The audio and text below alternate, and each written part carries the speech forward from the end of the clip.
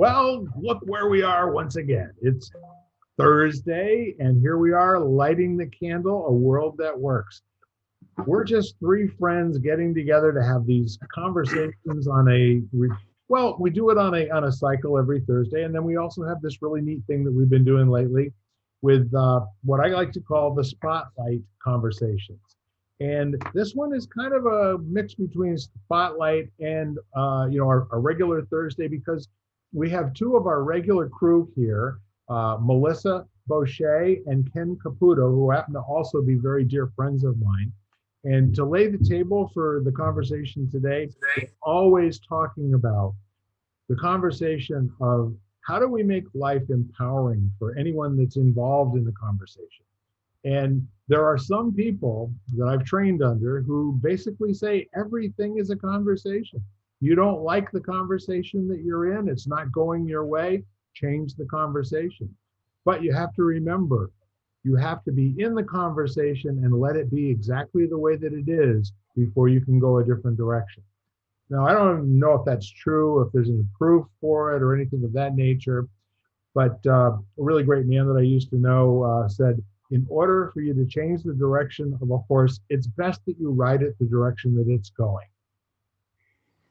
So, all of that said, I thought today what we would talk about is, and it doesn't get a lot of conversation in realms where people are not meeting just for this purpose. But let's talk about community development, as a public conversation for what's good for everybody.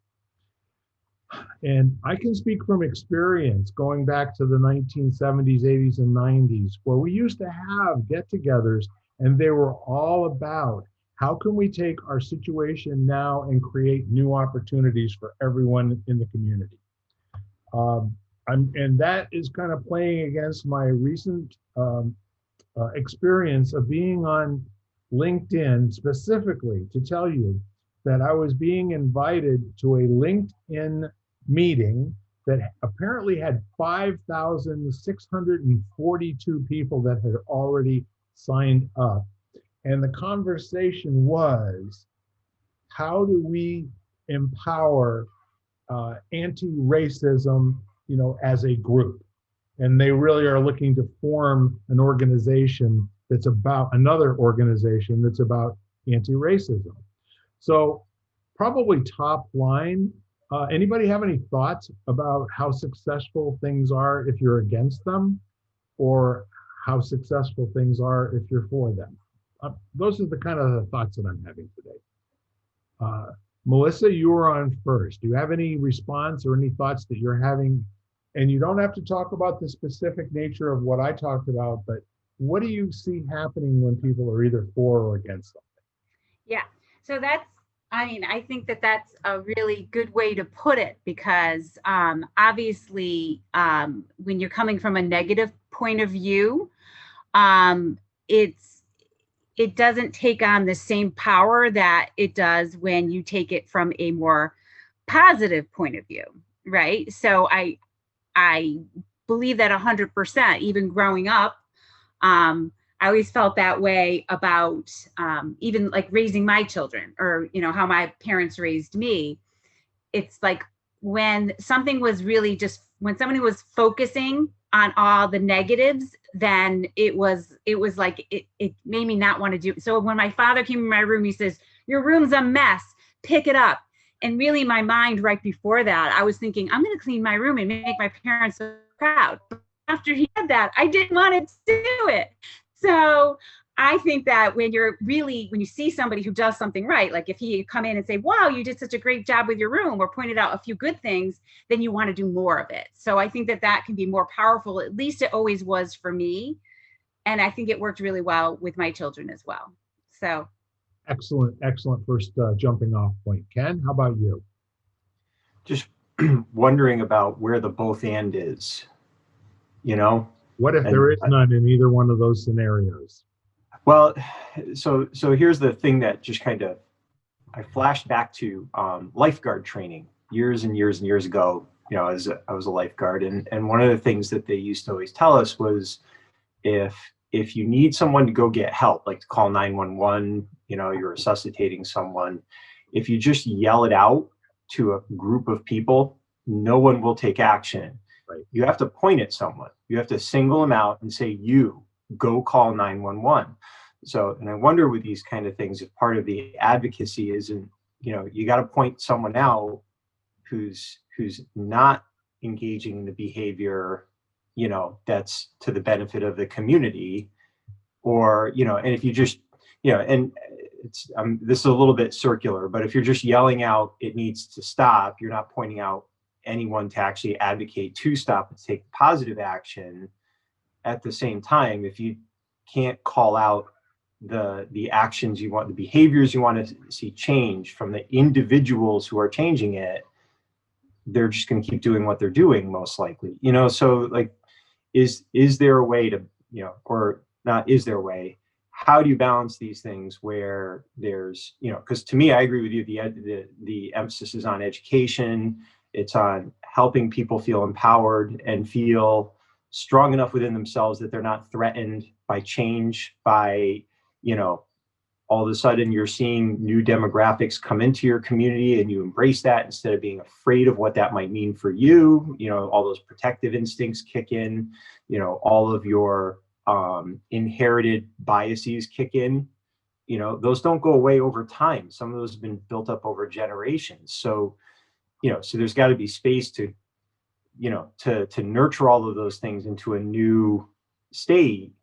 And at the same time, sometimes you got to defend yourself. You got to step up and fight. So how do those things coexist in a balanced and appropriate way? I think that's the question. There's all of that. And here's the yes and. Why, in your mind, I'm gonna go out on a limb here and say probably 85, 90, 98, 99% of people on LinkedIn are business owners or work in a business, and they're there to promote business aspects of their life. Does that sound kind of true? Yeah. I'm not sure about the percentage, but yeah, I mean, a good portion of those people, that's what they're there for. Yes. So if we stand on top of most are on LinkedIn to promote their business, the question immediately comes to me, what's in it for somebody to publicly be for something that is anti anything? So first of all, there's this premise in mathematics that then gives you the premise in conversation. Are you familiar with the old theorem that you cannot prove a negative? Mm-hmm. There is no proof in mathematics or in conversation that a negative is so. So if I say to you, Ken, when did you stop beating your dog? I want to give you, ample room, to disprove and tell me all of the factual data that you've never beaten a dog in your entire life. I wish you good luck with that. Okay? It's easy to make that outright accusation, but it's impossible to prove that it never happened and doesn't indeed happen on a regular basis. You follow me? Mm-hmm. The other thing is any name that you're being called or any misstatement of fact that in truth has never occurred, since it's never occurred, there is no smoking gun for that it never occurred. So you would have to have 100% coverage of every activity you've ever done. And this is one of the main reasons why people are so empowered to point to defects in people's speeches and or behaviors going back 25, 30, 40 years ago, as if that now says who that person is. So I was bold and I posted, on that invite, something to the effect of, don't we ever learn that being against something is the surest way to make sure that the conversation persists through time? You've now built an organization who is their total reason for being is to make something conversational go away. You have to have a definition of racism in order to have anti-racism, correct? That definition may not be equally shared among all parties that are either in the accusing group or the accused group. There may be lots of room for misunderstanding what is a particularly heinous example of racism that is demonstrable and provable, and someone who just happens to bear visual characteristics to someone else that the group is now saying they're all the same way. So is it kind of like saying you're only better than, I mean, I'd like to think that we are all better than our worst day or our worst moment, right? I like that. Okay? Yeah, because I mean, like everybody, I can't think of a thing that I haven't made a mistake in at some point in time. I mean, like that's normal, right? Even as children, we make mistakes. That's how we learn. But we can't just label somebody based upon one act or even two. I mean, you can't just label someone. I think that's what you're trying to say. So, well, see, here's the thing. In most of these instances today, in 2021, 90% of society, I believe, is willing to forgive and forget mistakes. There's 5% of what I like to call the screamers that while they're busy calling someone other than you and me that bad word, we sure as hell don't want to be included in that group by standing up to them. And in the post that I put up, I said, do we never learn? Let's just examine some of the facts here.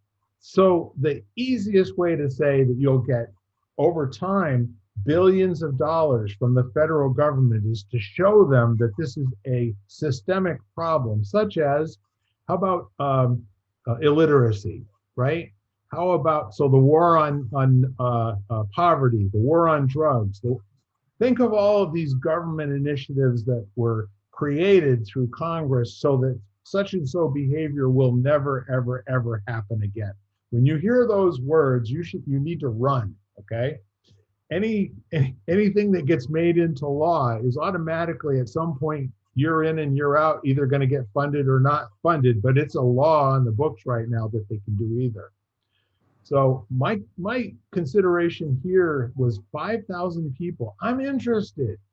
What would have them believe that belonging to an organization that they're certainly going to have very little voice in? I don't know many conversations where 5,000 people have an equal voice, right? I'm going out on a limb here. I'm going to say they don't. So now prove to me that they do. So the whole idea here is what would be in it for people? And I've talked to a few and I've said, look, what do you think about this issue? What do you think about that issue? Where so many people are getting, the cancel culture, the Me Too, all the rest of these sort of things that don't always seem to be, well, let's just say the appetite for revenge isn't as strong in some cases as in others. Usually has something to do with the party line or whatever it is. So the point is this: when you consider having a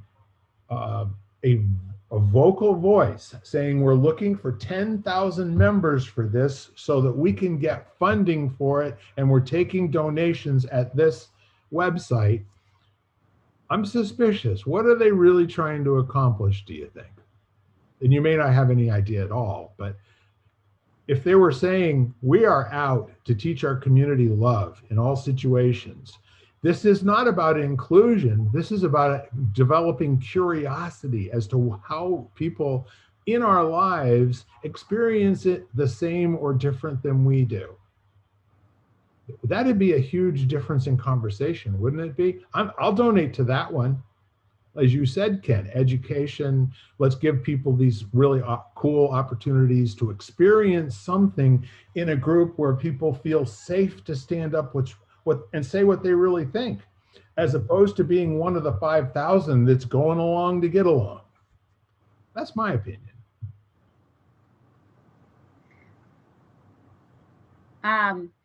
I'm thinking about this. Yeah, I think that definitely makes sense. You asked like why people do it. I think that, no matter, even if there are people on totally different ends of the spectrum, I think that most of the time people are doing this or doing whatever that they're doing out of, in their, whatever it is in their mind is a positive or right thing to do. Yeah. So I agree with that. I'm just trying to I mean, if you asked me, like, do I think that most people, if we take a more positive tact, if that is more powerful, I think I absolutely agree. And I think that's a really, really good point. But, even if we said something like you are better than even your worst day or moment, the truth is sometimes people have bad moments and they need to be addressed, right? So I mean, what do you do in that particular moment? Like a man's mad at his wife and then takes out a knife and stabs her. Obviously it needs to be addressed, even if that was in a moment of passion and he felt horrible about it and didn't mean to do it, and or whatever, whatever that reason is. It's just like, but that still needs to be addressed. So how do you do that, I guess. It's very interesting. Have you noticed how people will sign up for things that they have no background in or no understanding, just Sure. they think it's the thing to do, right? Very few people would take the Ken Caputo approach, would be, I've got questions about this, Mm-hmm. And what sort of questions would you have about a group that basically says they are anti-racism?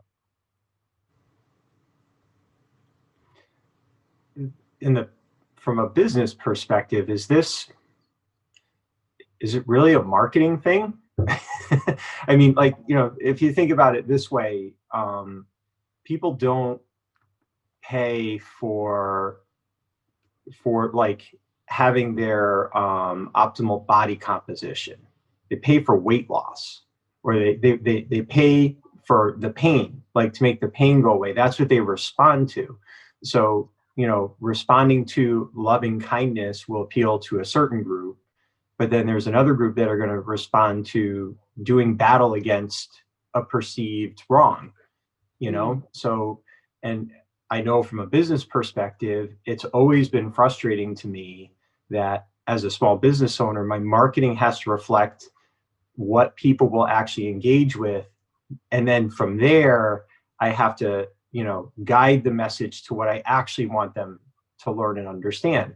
So, so like I'd go into schools and they wanted years ago, they wanted a bully prevention program. And they didn't need a bully prevention program. What they needed was a more positive, safe school climate where the necessity for bullying wasn't there. But it was hard for them to get from stopping the bullying, the crisis that they were seeing in their school, kids picking on each other, kids getting hurt, attendance dropping, grades dropping, depression. All these things are happening. And yes, they're symptomatic and they need to deal with it freaking now. So if they were going to get funding, if they were going to get buy-in from parents and from the kids, they had to message it as an anti-bullying campaign.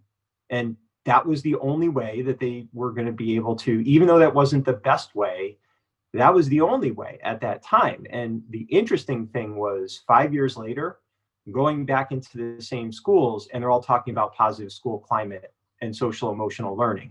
So the conversation shifted over time, gently and slowly, as perceptions changed from, I'm in crisis and this just needs to stop, to, okay, what's behind this? What's actually systemic?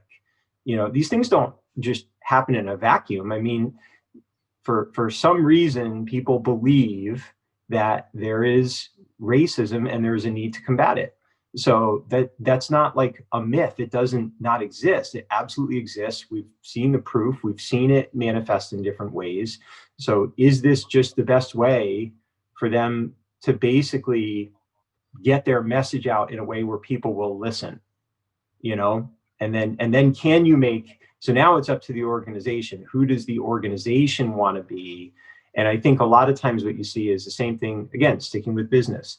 Business starts, they have an idea, they have a thought. What they don't have are clearly defined values that become the bedrock of the decisions that they make as environmental things influence that business over time. And Jim Collins talks about this in all of his work. He says the greatest companies have values that are immutable. They are part of the foundation.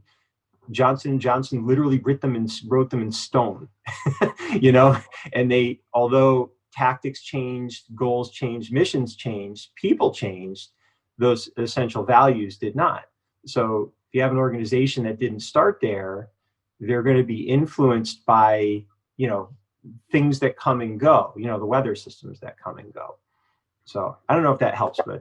Well, no, you know what? You're always leading us to a different part of the church. Now it's a question whether, the pew that we're sitting in today is a better vantage point to see things than where we were before. And I think it is, because as I, start to tell you a little bit more about this post, one of the neat ways that you get people to say, yeah, I'm for that, is that we're out to, this is the person who's saying this anti-racism movement will force businesses to be more diversified in their hiring and promotion practices and favor people of one particular group over another until we have equity, okay? And this is really kind of an interesting thing.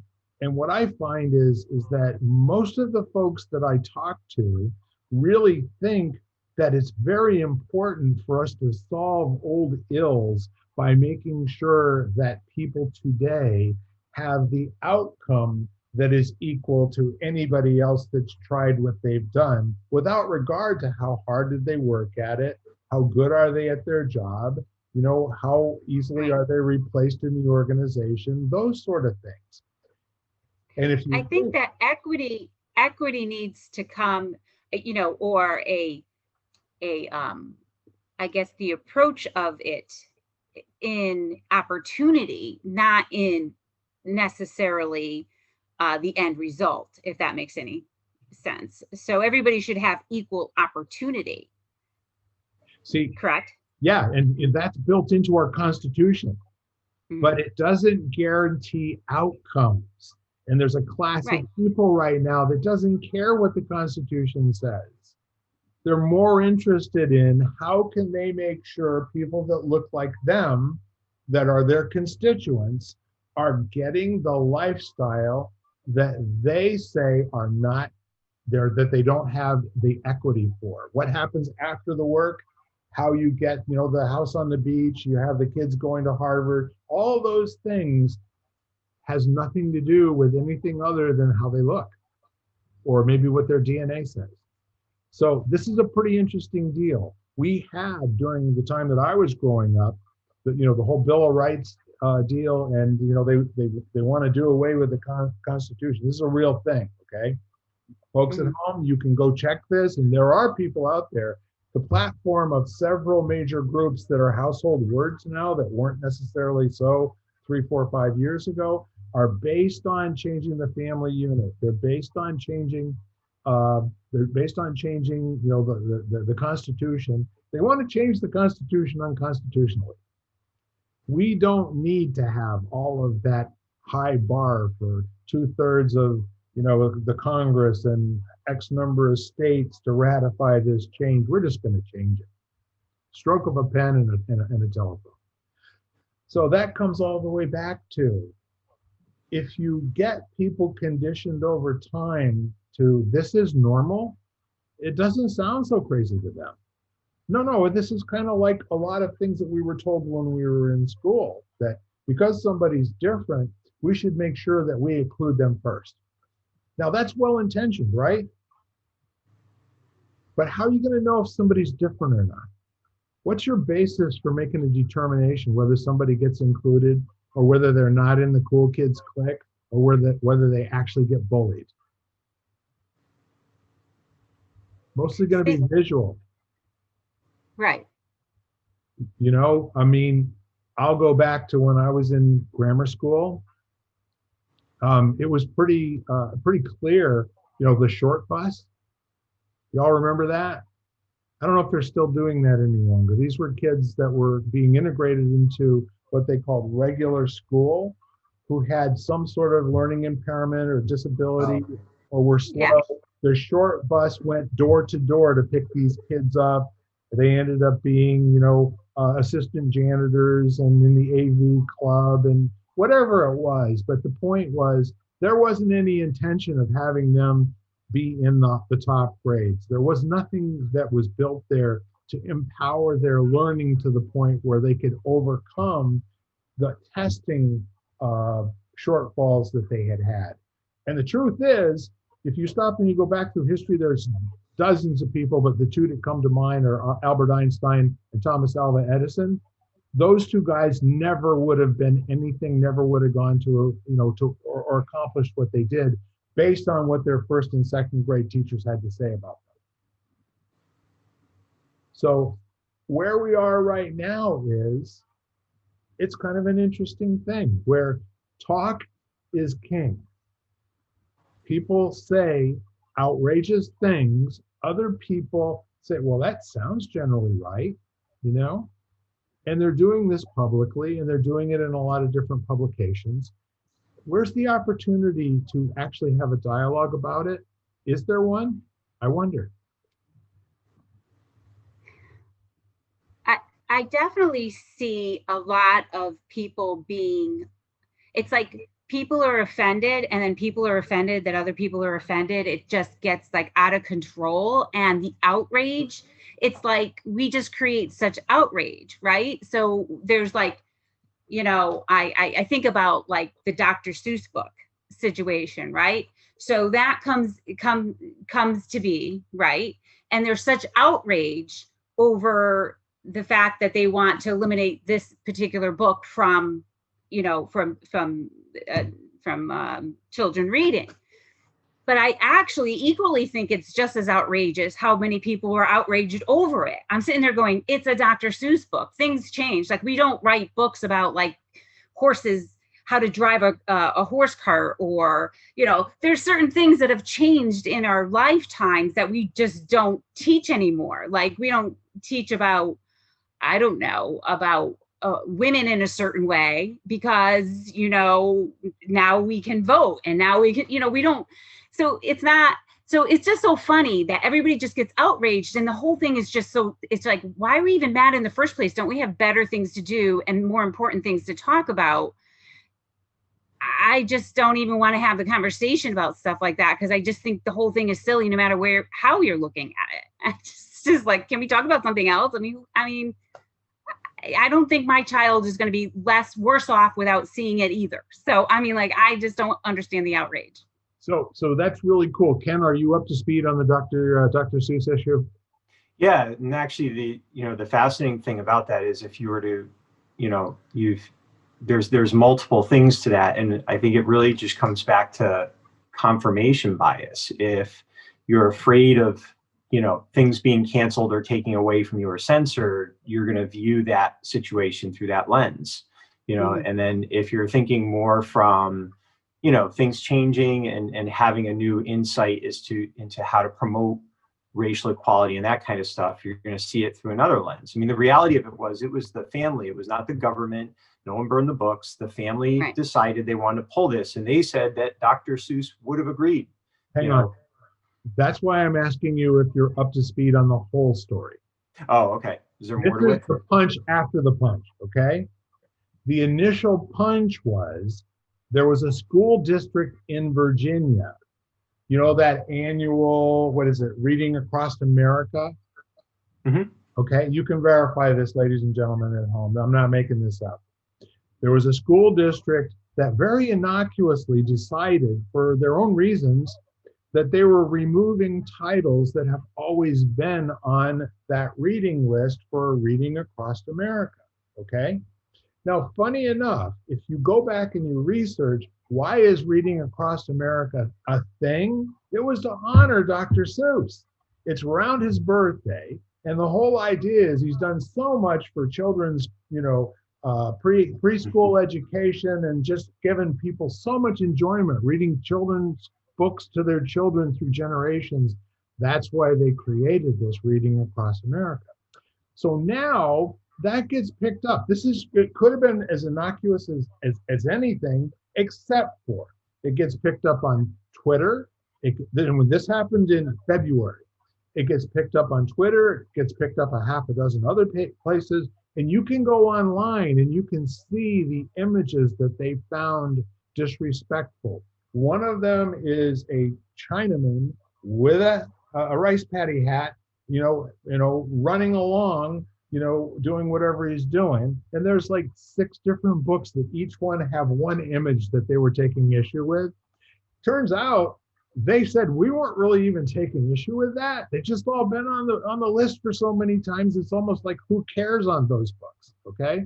So that turns into this big deal. And then Fox News comes on and they have a story that basically says Seuss is being banned.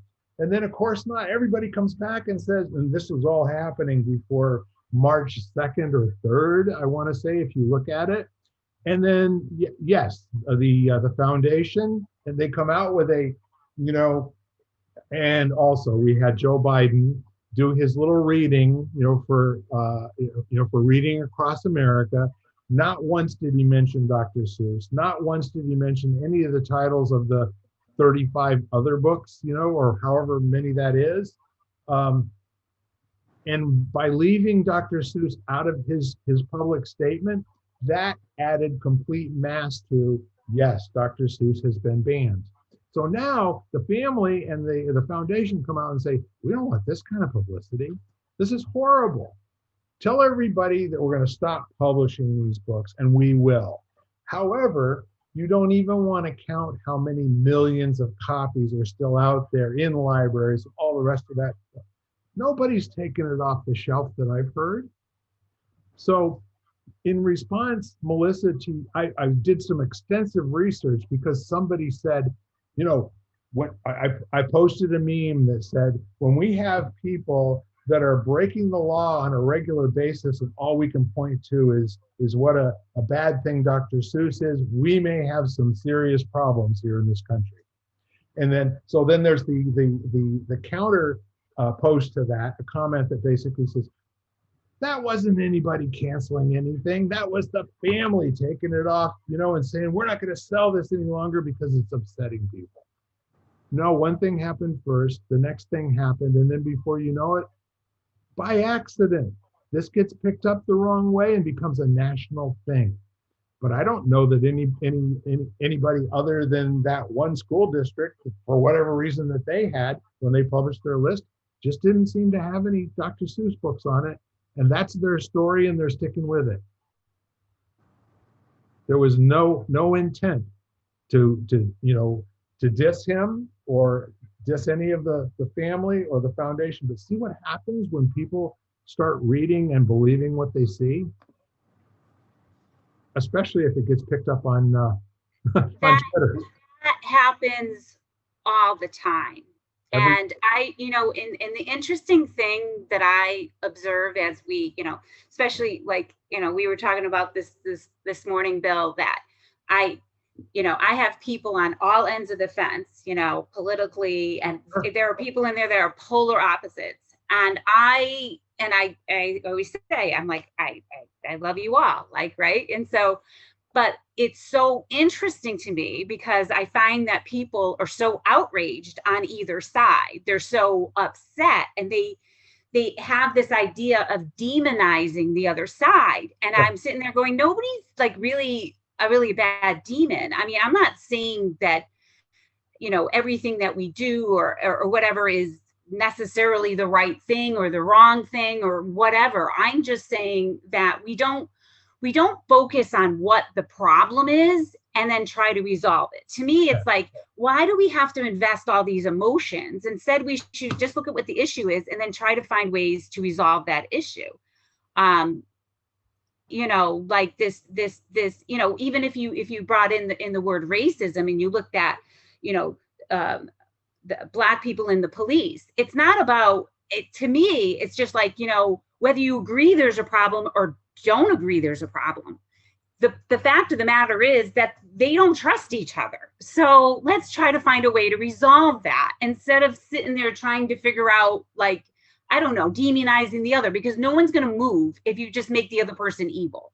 Now you got to take sides. And I'm sitting there going, why can't we all be on the same side? Just, that's the way I feel about it.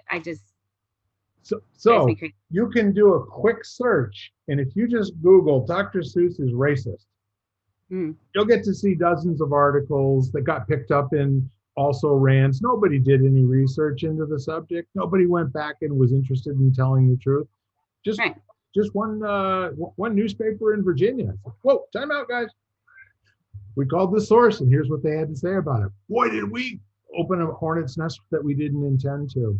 And Ken, if I owe you an apology for jumping on your story, it's just I spent hours looking into this. I can't even begin to tell you, with the internet the way that it is right now, how long it took for me to dope out the true story. So if y'all were using that to show that something gets said by somebody, the next thing you know, it's called racist. The next thing you know, it goes nuclear. Okay. It trends on Twitter, as whatever that thing that they call something going viral. It's not necessarily good news. So Ken, you want to do a counterpoint now, or you want to start off in the next half hour? Because we're just about to the top of the half hour here. It'd be pretty brief, because actually that aligns pretty much with, the things that I heard as well. And what's interesting is, listening to you tell the story through your view, through your experiences, your perceptions.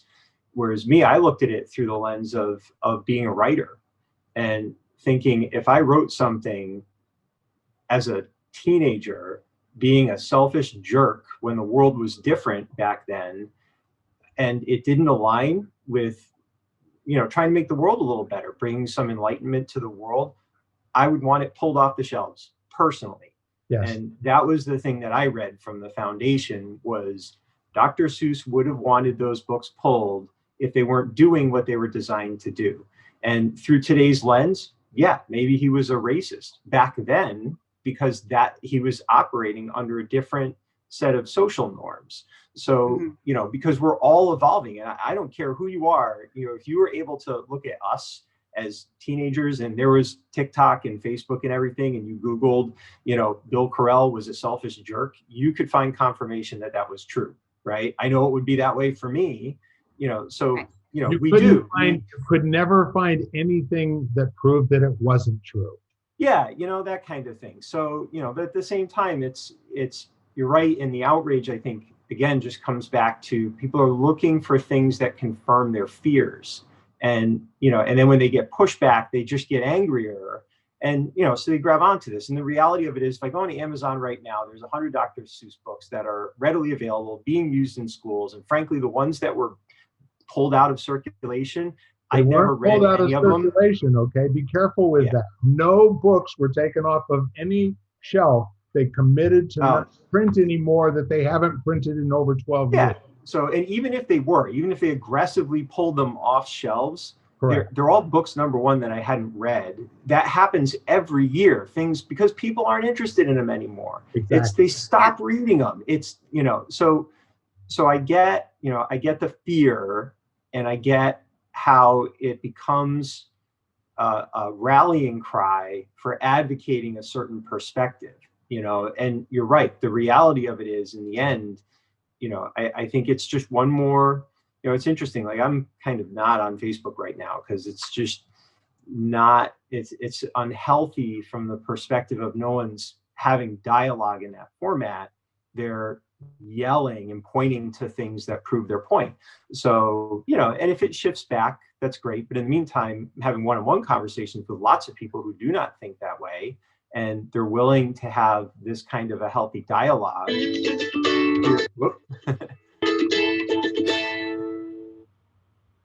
Hear different perspectives, and then learn from it. So, so maybe that's the thing, is remembering that there's a lot of people who, in a moment, they have a reaction and they have an outburst. And when you can post it on Twitter or whatever, now that stays out there. And you might change your mind or forgotten you even said it a day later, but then everybody's accumulating these things and it leads to that outrage that Melissa was talking about. So. All right. So we're going to call it there because I think we're actually at about 42 minutes, which I love. This is the stopwatch doesn't really matter on this show. We got great ideas and things to share.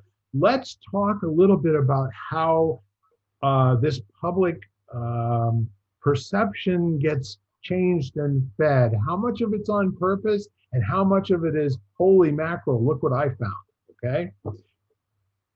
That work for you guys on the flip-flop? That works. Sure. Thanks, everybody. We're lighting the candle, and no kidding, we're really interested in a world that works. We'll see you in a few. You've been listening to Lighting the Candle, a world that works, part of the Exvadio Podcast Network. You can hear us at exvadio.com/podcasts, Apple Podcasts app, Google Play, Spotify, iHeartRadio, Stitcher, and wherever you find podcasts.